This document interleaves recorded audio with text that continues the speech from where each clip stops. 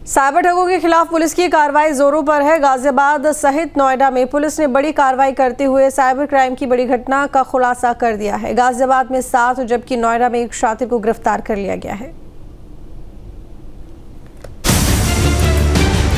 गाजियाबाद से लेकर नोएडा सहित पूरे प्रदेश भर में शातिरों के खिलाफ पुलिस का एक्शन इन दिनों जोरों पर है। सबसे पहले बात करते हैं गाजियाबाद की, जहां साइबर क्राइम टीम को बड़ी सफलता हाथ लगी है। क्राइम विभाग की टीम ने करीब 4.5 करोड़ की ठगी करने वाले गैंग का खुलासा कर दिया है। 7 आरोपियों को पुलिस ने गिरफ्तार भी कर लिया है।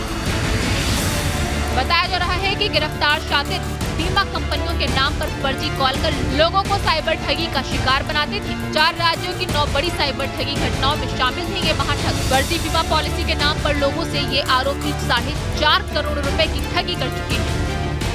देखिए, इस साइबर फ्रॉड के रैकेट में 7 लोग गिरफ्तार हुए हैं, जिसमें अलग अलग जनपदों के और अलग अलग राज्यों के लोग हैं।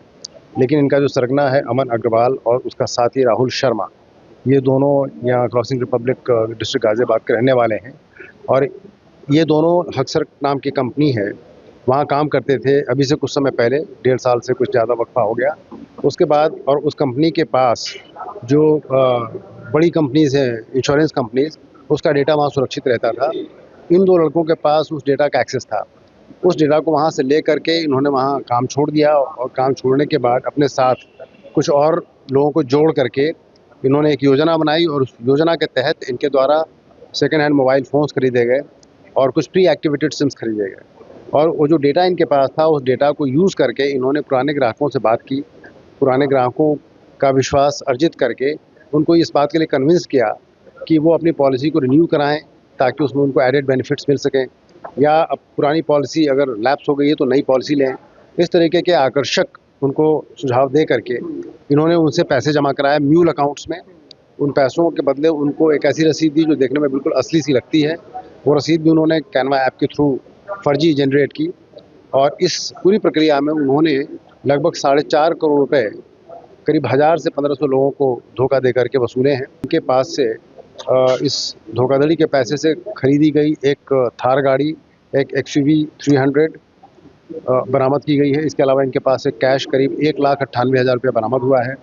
26 मोबाइल फ़ोन बरामद हुए हैं, 6 पासबुक्स बरामद हुई हैं, कई तरह के ATM कार्ड और फर्जी सिम कार्ड्स बरामद हुए हैं। उधर नोएडा में भी पुलिस की बड़ी कार्रवाई सामने आई, जहां मैट्रिमोनियल साइट पर युवतियों को झांसा देकर लाखों रुपए की ठगी करने वाले को पुलिस ने अब गिरफ्तार कर लिया है।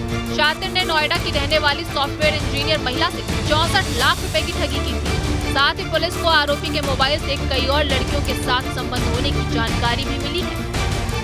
58 थाने के अंतर्गत अभी कुछ दिवस पूर्व एक युवती ने पैरी लिखाई थी, जिसमें उसने आरोप लगाया था कि एक युवक जो उसके साथ काफ़ी लंबे समय तक लिव इन रिलेशनशिप में रहा और लगभग 64 लाख रुपए की धोखाधड़ी करके फरार हो गया। उस संदर्भ में थाना 58 पर अभियोग पंजीकृत किया गया।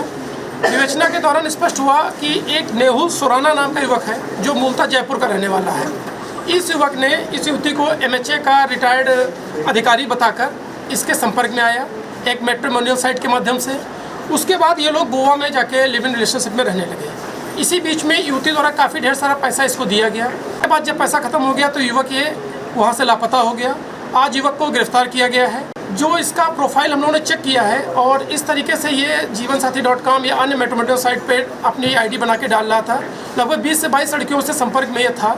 कुछ पैसा इसके अकाउंट में ऐसा भी है जो अन्य लड़कियों ने भी इसको दिया है, वो पैसा भी ट्रेस हुआ है।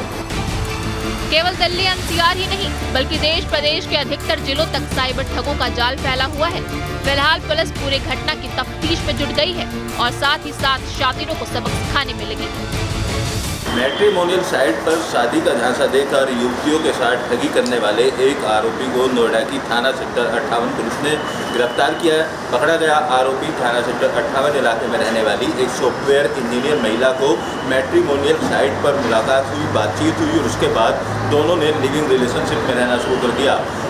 जो युवक है वो राजस्थान का रहने वाला है और राजस्थान से वो युवती से मिलने के लिए नोएडा आया और यहाँ से दोनों गोवा चले गए। गोवा में एक होटल में कई महीने तक साथ में रहे और इसी दौरान इस आरोपी के द्वारा युवती के अकाउंट से तकरीबन 40 लाख रुपए के लोन लिए, उस लोन के पैसे को अपने बैंक खातों में ट्रांसफ़र करा लिया।